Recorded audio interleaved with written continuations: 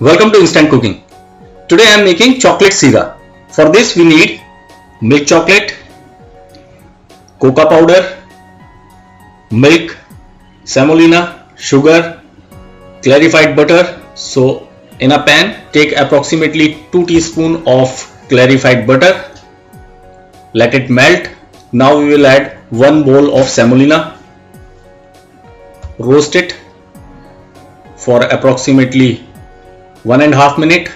Now add sugar and continuous roasting for another 1 minute on medium flame.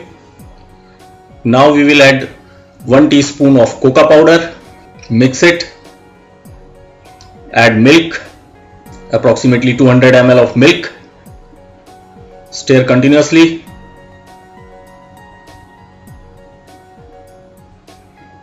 Now add dark chocolate for extra richness and stir continuously. Let the chocolate melt.